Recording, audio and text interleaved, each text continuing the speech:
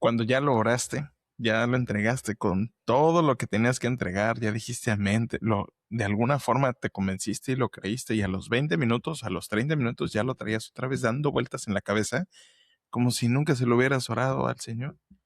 Es algo que me pasa constantemente, especialmente cuando se hace un silencio y sin que yo se lo pida, mi cabeza se pone a darle de vueltas imaginando el peor escenario posible y con lujo de detalle.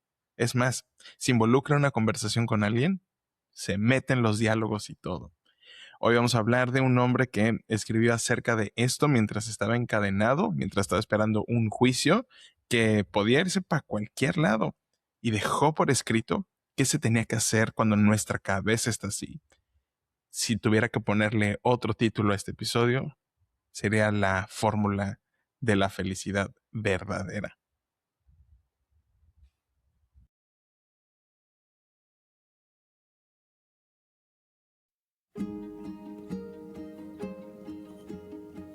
Sé que por más fuerte que esté la tormenta, por más oscura que se vea la noche o por más perdidos que nos podamos sentir, hay alguien en quien podemos poner nuestra esperanza y no quedar defraudados. Y no solo eso, podemos vivir una vida simple, pero rica en lo que de verdad importa.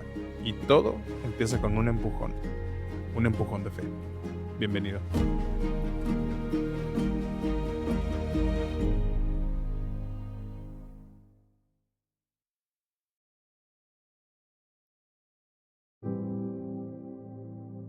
Bienvenidos muchachos al Un Empujón de Fe.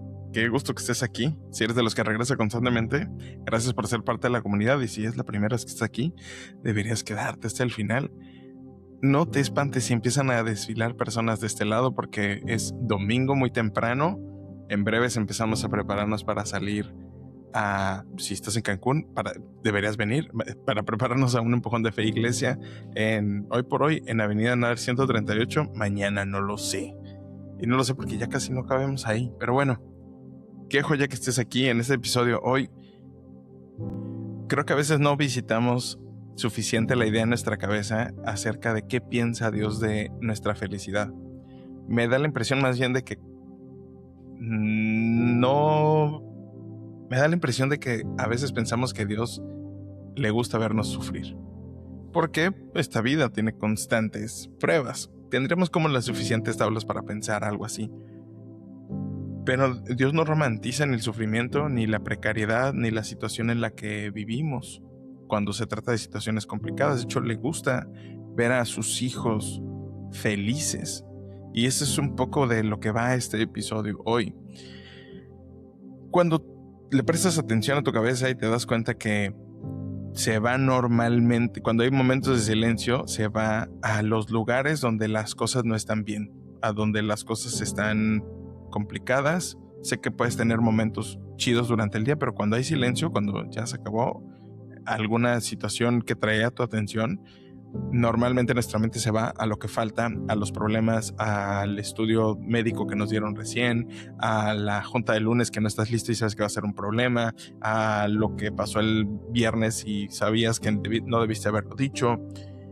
Y se vuelve un tema cansado porque para nuestra mente esa preocupación se siente productiva, como si eso fuera a resolverlo. Y aunque lo he hablado en otros episodios, hoy quiero presentártelo de una perspectiva diferente porque esta sensación de que estamos resolviendo algo, si estamos pensando constantemente en ello, solo es una falacia, porque realmente nada se mueve. Y esta es exactamente al tipo de personas a las que le escribía Pablo en un libro de la Biblia que es Filipenses 4, y te lo voy a tratar de mostrar y enseñar de la forma más simple posible para que tú puedas llevártelo a la práctica. Siempre los invito a que se lleven esto a la práctica, muchachos, a que esto es un podcast más si no lo llevas a la práctica. En el capítulo 1, Pablo lo que está haciendo, para que tú tengas contexto, lo que está haciendo es decir que sus cadenas fueron evidentes a todos los que están en el palacio, y al final de la carta le manda saludos a todos los que son creyentes, que viven en casa del César. Y los que reciben la carta viven en un lugar que se llama Filipos, que en otro libro de la Biblia, que es en Hechos, describe como una colonia romana, una ciudad de veteranos del ejército que tenía guarnición y que tenía soldados en la calle. Y eso te lo estoy diciendo porque en un ratito más te va a hacer sentido. Y lo primero que este preso, que es Pablo, los manda a hacer, lo que escribe en su carta, estando él encarcelado y encadenado, lo que dice es: alégrense siempre en el Señor. Y les pone, insisto, alégrense siempre. Y lo repite dentro del mismo versículo. Esta es una de las primeras cosas que me hace pensar que Dios no romantiza el sufrimiento. No sería así. Si no nos hubiera dicho esto, pensaría de otra forma, pero Dios no mira así como que con ojos de perrito que juzga el gozo de la gente. Y creo que de ahí tenemos que partir todo. Filipenses 4:6-7 dice: no se preocupen por nada, y más bien en toda ocasión, con oración y ruego, presenten sus peticiones a Dios y denle gracias. Sigue diciendo: y la paz de Dios, que sobrepasa todo entendimiento, cuidará sus corazones y sus pensamientos en Cristo Jesús. Y este es de los versículos que más hemos escuchado, que más que le hemos compartido a alguien cuando queremos que se motive o como que... Y lo hacemos de corazón, ¿va? Pero hay una cosa importante que hay que desmenuzar de esto. Pablo, cuando dice el no se preocupen, no lo deja ahí como no se preocupen, todo bien. Es como, ¿estás preocupado? No te preocupes. Ese no es el tipo de no se preocupen que está diciendo Pablo. Inmediatamente le pone qué es lo que hay que hacer en su lugar. Y es algo que se hace verbalmente. Y es básicamente presentar todas nuestras cosas que tenemos, nuestras peticiones y nuestras necesidades a Dios en todo momento. Cuando dice que no se preocupen por nada, y cuando dice que en toda ocasión le presentemos a Dios, son absolutos. Eso quiere decir que lo que te daba pena rebotar con Dios, lo que probablemente de alguna forma en tu mente suena ridículo decirlo en voz alta, lo que sea, el dinero, el cuerpo, el hijo, lo que sea, todo, dice que todo se lo presentemos a Dios. A Él no, ni le asusta, ni se preocupa, ni se escandaliza por nada, y en toda ocasión son afirmaciones totales de parte de Pablo, y eso nos debe quitar a ti como esta onda de no sé si esto lo puedo conversar con Dios. Y no, en medio de esto está una parte de este versículo que casi siempre nos saltamos, que es cuando dice denle gracias, porque decirle gracias a Dios en medio de una situación difícil es todavía más difícil. Es como, no, ¿cómo puedo darte gracias por esto? La palabra que dice cuidará, que esta es una cosa bien interesante, el original del griego era un verbo militar. Significaba montar guardia, custodiar una plaza con una guarnición puesta afuera. O sea, era realmente cuidar un lugar, pero tenía un origen militar. Y esto se lo está escribiendo otra vez a una colonia romana que tiene tropas en las calles. Y la imagen caía como una verdad. Estaba tirando los factos, básicamente. La paz de Dios rodeando el corazón y los pensamientos de estas personas como una guarnición. Ellos sabían perfectamente lo que significaba la palabra que estaba usando Pablo en ese momento. Para las personas que están cuidando, para los guardias, no se ponen a discutir con quién vienen en la puerta, qué van a hacer. Simplemente los detiene. Y esa es la promesa que escribe Pablo, que de esa forma Dios cuidaría de nuestro corazón. Tenemos que considerar bien que la promesa del versículo, que es que la paz de Dios estaría custodiando nuestro corazón y nuestros pensamientos, es algo mucho más que solo sobreverlo, sino genuinamente cuidarlo, cercarlo. Esa es una garantía. Es la primera cosa a la que Dios nos llama como esta fórmula de la felicidad verdadera. Es entregarlo todo y entregarlo con una acción de gracias, y eso ya trae una promesa. Si tú lo piensas un momento, uno puede sentirse más feliz cuando hay paz y cuando nuestro corazón está siendo cuidado. Porque si lo piensas a la inversa, es muy difícil ser feliz genuinamente cuando no tenemos paz y cuando nuestro corazón está vulnerable y en situaciones difíciles. No me vas a dejar mentir al respecto. La segunda cosa, En el 4.8 dice, por último, hermanos, consideren bien todo lo verdadero, todo lo respetable, todo lo justo, todo lo puro, todo lo amable, todo lo digno de admiración. En fin, todo lo que sea excelente o merezca elogio. Dice 6 cosas y al final se echa un resumencito ahí, y todos estos los pone Pablo apilados con un propósito especial. Porque hay cosas verdaderas que no son puras y cosas amables que no son verdaderas, y el mundo está lleno de eso hoy en día. Entonces Pablo pone todo esto junto para que en todo lo que pensemos cumpla estos filtros, este checklist. Y entonces con esa lista en la mano y sabiendo que tengo que pensar en todo esto, cuando tú piensas en un agravio, cuando tú piensas en una dificultad que estás atravesando, no es que te hagas de la vista gorda, es que en lugar de pensar en eso, estás decidiendo pensar en todo esto que, en fin, es excelente o merece una clase de elogio. Ya todos los demás pensamientos quedan descartados de mi lista de cosas que voy a pensar hoy en día. Probablemente 99% probabilidad de que vas a volver a pensar en esto. Pásale, mi viejo, pásale. Porque así somos los humanos, porque constantemente regresamos a esto. Cuando dice al final, el verbo al final, en el original ni siquiera lo voy a intentar decir, pero es alguna cosa como logiseste, es un verbo que en ese contexto es un verbo del mundo de la contabilidad. Significa calcular, llevar la cuenta o cargarlo a un saldo. Cuando dice consideren, suena a algo que pasa solo, como que algo que simplemente la mente puede divagar ahí.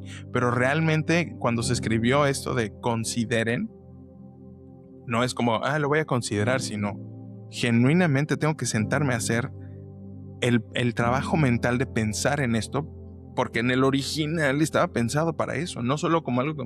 Cuando tú y yo decimos consideremos en español, es como, vamos a considerarlo, qué considerado, me consideró. No, nos habla de genuinamente sentarnos a hacer una chamba de, tengo que pensar en esto. La segunda cosa es que cuides a qué le das entrada a tu cabeza y cuides en qué ocupas tu cabeza.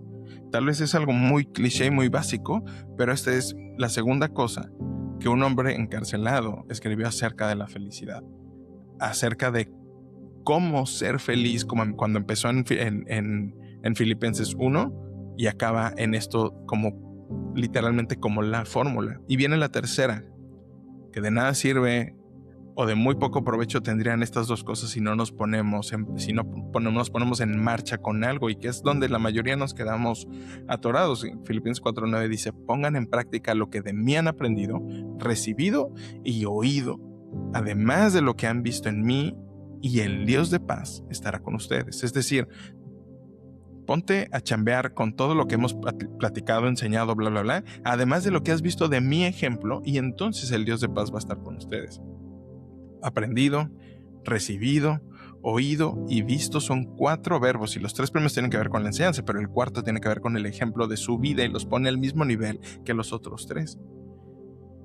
Un hombre encadenado, escribiendo sobre alegría y sobre paz, hablando de que lo que has visto en mí, eso obviamente quiere decir que el que me lo está escribiendo entiende perfectamente lo que significa el dolor